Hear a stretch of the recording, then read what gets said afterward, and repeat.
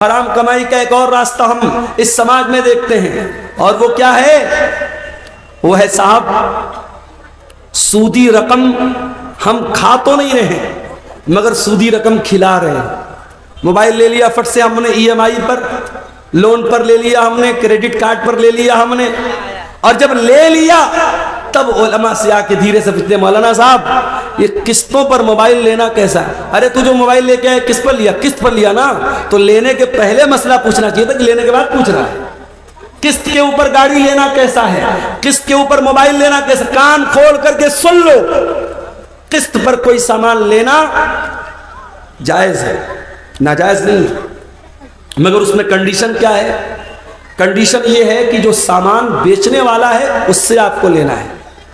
یہاں جب آپ موبائل قسط پر لیتے تو موبائل کی کمپنی سے یا دکاندار سے نہیں لیتے، آپ بینک سے لیتے ہیں۔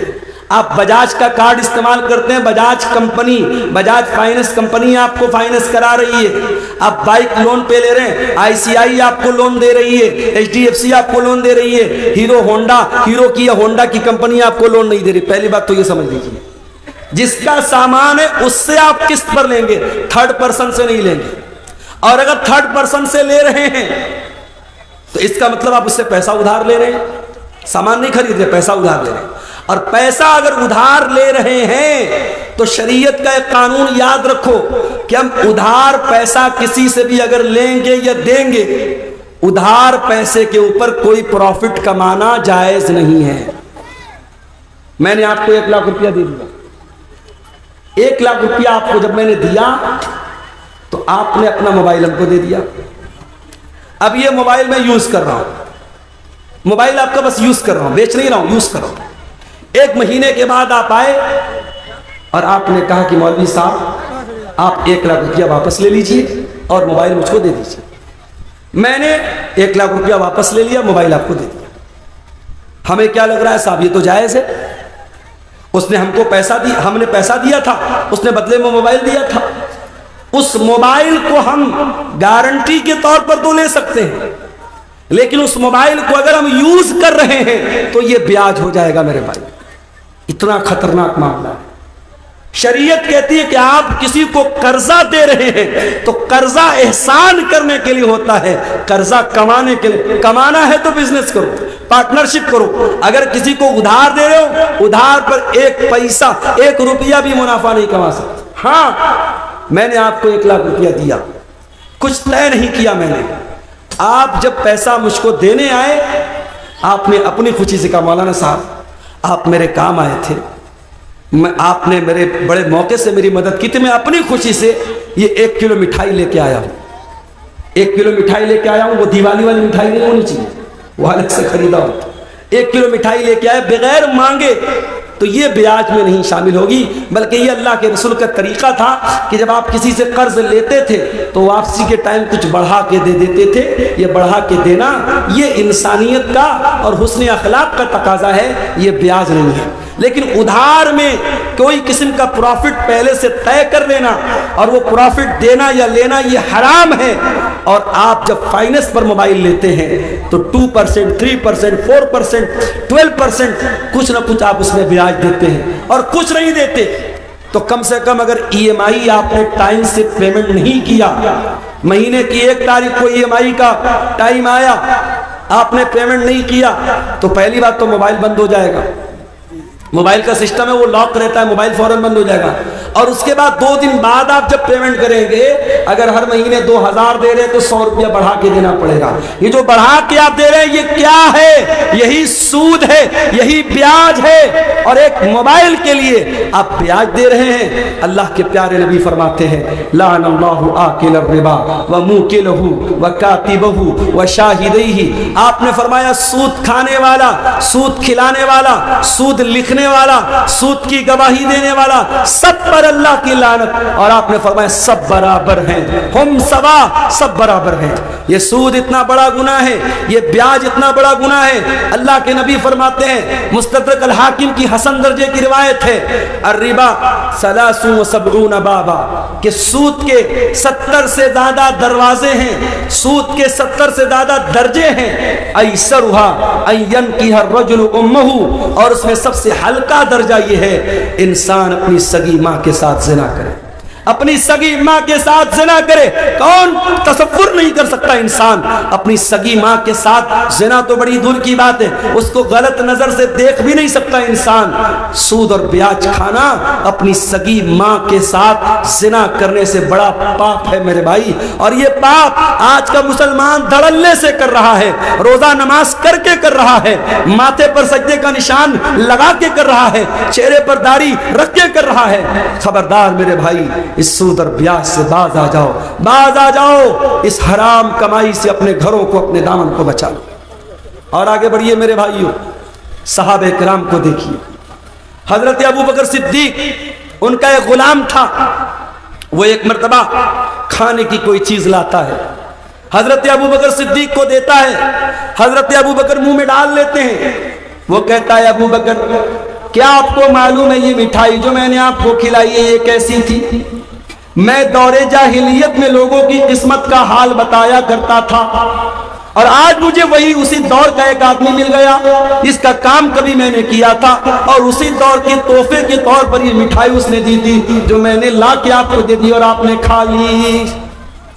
حضرت ابو بکر کو جیسے ہی اندازہ ہوا کہ یہ کمائی حرام کی ہے، انہوں نے فوراً اپنے منہ میں ہاتھ ڈالا اور اس مٹھائی کو، اس میٹھی چیز کو اپنے حلق کے نیچے اترنے نہ دیا، الٹی کر کے قے کر کے باہر نکال دیا۔ یہ صحابہ کرام تھے۔ اور یہی نہیں، ہمارے پیارے نبی صلی اللہ علیہ وسلم اپنے گھر والوں کو بھی حلال و حرام کی بڑی سختی سے تعلیم دیتے۔ آپ کے نواسے حضرت حسن رضی اللہ تعالیٰ عنہ 5 سال کے بچے ہیں اور مسجد کے اندر کھیل رہے تھے، کھیلتے کھیلتے مسجد کے اندر صدقہ کی کھجوریں آ کے رکھی ہیں، صدقہ کی کھجور آ کے رکھی ہے۔ حضرت حسن نے کھجور اٹھائی اور کھجور اٹھا کے منہ میں ڈال لی۔ 5 سال کے بچے کو کیا پتا کہ کھجور کیسی ہے؟ اس کو کھجور نظر آئی، اس نے اٹھائی منہ میں ڈال لی۔ نبی کی نظر پڑ گئی، نبی کی نظر پڑ گئی، نبی چاہتے تو اپنے بچے کے، اپنے نواسے کے ہاتھ سے چھین لیتے، اس کے منہ میں سے نکال لیتے، مگر نبی نے تربیت کیا کی میرے بھائیوں؟ اللہ کے پیارے نبی نے اپنے 5 سال کے نواسے سے فرمایا کک کک بیٹا تھوک دے، بیٹا منہ سے نکال دے، اما شعورتا انا لا ناکل صدقہ، اے میرے بچے کیا تو نہیں جانتا کہ ہم صدقہ نہیں کھاتے؟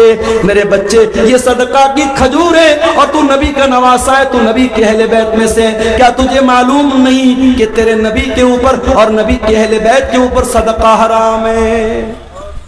صدقہ حرام ہے، نبی کے اہل بیت پر صدقہ حرام ہے۔ یہ تعلیم دی ہے جناب محمد رسول اللہ صلی اللہ علیہ وسلم نے اپنے 5 سال کے نواسے۔ یہ احتیاط تھی میرے بھائی۔ بنارس میں مجھے بہت اچھی طریقے سے یاد ہے، ایک زمانہ تھا، یہ جو کپڑا ہوتا ہے نا، کپڑا، کچھ کپڑے ایسے بنتے تھے بنارس میں جس پر مور بنا رہتا تھا، مور بنا ہے یا چڑیا بنی ہے یا بندر بنا ہے یا کوئی بھی تصویر بنی ہے۔ علماء کا فتویٰ تھا کہ کپڑے پر اگر فیگر بنا ہے، اس فیگر والے کپڑے کی کمائی صحیح نہیں ہے۔ اور بنارس میں ساڑی کا کاروبار کرنے والوں کو بڑا بڑا آفر ملتا تھا، بڑی بڑی رقم ملتی تھی کہ اگر تم تصویر والا کپڑا تیار کرو گے ہم تمہیں پیسہ زیادہ دیں گے، تمہاری ساڑی مہنگی بکے گی۔ مگر احتیاط ہوتی تھی، لوگ نہیں تیار کرتے تھے۔ اور اگر کسی کے بارے میں پتہ چل جاتا تھا کہ وہ انسان اپنے ساڑی کے اوپر، اپنے کپڑے کے اوپر امیج بنا کر کے بیچ رہا ہے، لوگ اس کے گھر دعوت نہیں کھاتے تھے، لوگ اس کے گھر کھانا نہیں کھاتے تھے۔ یہ احتیاط بنارس میں نے اپنی آنکھوں سے دیکھی تھی۔ مگر آج کیا ہو رہا ہے؟ آج وہ احتیاط ختم ہو گئی میرے بھائی، آج احتیاط کا دور ختم۔ آج بنارس میں ہزاروں لوگ ساڑی پر تصویر والی ساڑی بنوا رہے ہیں، بیچ رہے ہیں، کاروبار کر رہے ہیں، اور کوئی فرق نہیں پڑ رہا ہے، پیسہ کما رہے ہیں، دبا کے پیسہ کما رہے ہیں۔ یاد رکھو میرے بھائیوں، پیسہ تو یہیں رہ جائے گا، زمین تو یہیں رہ جائے گی، جائیداد تو یہیں رہ جائے گی، اور ہم مر کر کے اللہ کے پاس جائیں گے، اور اللہ پوچھے گا میرے بندے تیرے سامنے حلال کے بہت سارے راستے تھے، تو نے حرام کیوں اپنایا، تو نے غلط کیوں اپنایا؟ اس لیے کہ قیامت کے دن 5 سوالوں کا جواب دیے بغیر عبد الغفار کو بھی فرصت نہیں ہے، شیخ وسیم مدنی کو بھی فرصت نہیں ہے، ہمارے علماء کو بھی فرصت نہیں ہے، آپ کو بھی مہلت نہیں ہے۔ 5 سوالوں کا جواب تو سب کو دینا ہے۔ کیا سوال ہوگا؟ لا تزول قدم ابن آدم من عند ربه یوم القیامہ، قیامت کے دن انسان اپنی جگہ سے ہل نہیں پائے گا جب تک 5 سوالوں کا جواب نہیں دے دے گا۔ نمبر 1، ان عمرہ فیما افنا، تو نے اپنی زندگی کو کہاں گزارا تھا۔ نمبر 2، وعن شبابہ فیما بلا، تو نے اپنی جوانی کو کہاں گزارا تھا۔ تیسرا سوال، وعن مالہ من این اکتسبہ، تو نے مال کہاں سے کمایا تھا۔ چوتھا سوال، وفیما انفقہ، تو نے مال کہاں پر خرچ کیا تھا۔ اور 5واں سوال، وماذا عمل فیما علم، تو نے جو علم حاصل کیا تھا اس علم کے اوپر تو نے عمل کتنا کیا تھا۔ یہ 5 سوال کا جواب سب کو دینا ہے۔ کہاں سے پیسہ کمایا، حلال طریقے سے کمایا کہ حرام طریقے سے کمایا۔ اور خبردار، مسجد میں لوگ جاتے ہیں نا، بڑا احترام کرتے ہیں مسجد کا، مسجد کا سامان کوئی جلدی چوری نہیں کرتا۔ کیوں صاحب؟ مسجد کا سامان ہے، مسجد کا سامان کوئی بہت گھٹیا آدمی ہوتا ہے وہی چوری کرتا ہے، ایک عام مسلمان مسجد کا بہت احترام کرتا ہے۔ اور تمام مسجدوں میں سب سے بڑی مسجد کون ہے؟ مسجد حرام ہے، خانہ کعبہ ہے۔ کان کھول کر کے سن لو، ایک مسلمان کی عزت، ایک مسلمان کی جان، ایک مسلمان کا مال، اس کی جو عزت ہے، اس کا جو سمان ہے، اس کا جو احترام ہے، وہ خانہ کعبہ سے بھی بڑھ کر کے۔ اور دلیل بھی آپ کو پڑھ کے سنا دیتا ہوں۔ نبی نے آخری حج کیا، حجۃ الوداع کا موقع ہے، نبی نے پہلا اور آخری حج کیا ہے، بقرعید کا دن ہے، یوم النحر ہے، اللہ کے پیارے نبی مینا کے اندر ہیں، اپنے صحابہ سے کہتے ہیں ایو یوم ھذا، آج کا دن کون سا دن ہے؟ صحابہ کہتے ہیں اللہ اور اس کے رسول زیادہ بہتر جانتے ہیں۔ آپ نے فرمایا کیا آج یوم النحر نہیں ہے؟ کیا آج بقرعید کا دن نہیں ہے؟ پھر آپ نے پوچھا کہ مہینہ کون سا ہے؟ صحابہ نے کہا اللہ اور اس کے رسول زیادہ بہتر جانتے ہیں۔ آپ نے فرمایا کیا یہ ذی الحجہ کا مہینہ نہیں ہے؟ پھر آپ نے پوچھا یہ کون سا شہر ہے؟ صحابہ نے کہا اللہ اور اس کے رسول زیادہ بہتر جانتے ہیں۔ آپ نے فرمایا کیا یہ شہر مکہ نہیں ہے؟ اس کے بعد آپ نے فرمایا او لوگو ان دماءکم واموالکم واعراضکم حرام علیکم کحرمت یومکم ھذا فی بلدکم ھذا فی شہرکم ھذا۔ او لوگو، تمہاری مال، تمہارا مال، تمہاری جان اور تمہاری عزت و آبرو ایک دوسرے کے لیے حرام ہے، ایک دوسرے کے لیے حرام ہے۔ جیسے آج کا یہ دن حرام ہے، جیسے یہ مہینہ حرام ہے، جیسے یہ شہر مکہ حرام ہے، جیسے مکہ کا احترام کرتے ہو، جیسے ذی الحجہ کا احترام کرتے ہو، جیسے آج کے دن کا احترام کرتے ہو، ایک مسلمان اپنے بھائی کی جان اور مال کا احترام کرے۔ میرے عزیزوں، صحابہ کرام بڑی احتیاط کرتے تھے۔ حضرت سعد بن ابی وقاص صحابی رسول ہیں، ان کے بارے میں مشہور تھا کہ وہ مستجاب الدعوات تھے۔ سعد بن ابی وقاص جب دعا کرتے تھے ان کی دعا جلدی قبول ہو جاتی تھی۔ کسی نے پوچھا کہ اے سعد بن ابی وقاص، کیا بات ہے، آپ کون سا ایسا عمل کرتے ہیں کہ آپ کی دعا بہت جلدی قبول ہو جاتی ہے؟ تو حضرت سعد بن ابی وقاص نے کیا جواب دیا؟ کہا کہ اے لوگوں، میں جب کھانا کھاتا ہوں تو مجھے معلوم ہوتا ہے کہ میں وہ کھانا کون سی کمائی کا کھا رہا ہوں۔ میں جب بھی کوئی لقمہ اٹھا کر کے اپنے منہ میں ڈالتا ہوں، جب تک یقین نہ ہو جائے، جب تک کنفرمیشن نہ ہو جائے، جب تک یہ متعین نہ ہو جائے کہ میں حلال کمائی کا اور پاکیزہ کمائی کا لقمہ کھا رہا ہوں، تب تک وہ لقمہ اپنے حلق کے نیچے نہیں اتارتا ہوں۔ ایک بہت بڑے اہل حدیث عالم کا واقعہ سیرت نگاروں نے لکھا ہے، غالباً اگر میری یادداشت دھوکہ نہیں کھا رہی ہے، غالباً یہ مولانا عبداللہ غازی پوری کا واقعہ ہے۔ عبداللہ غازی پوری رحمت اللہ علیہ بہت بڑے اہل حدیث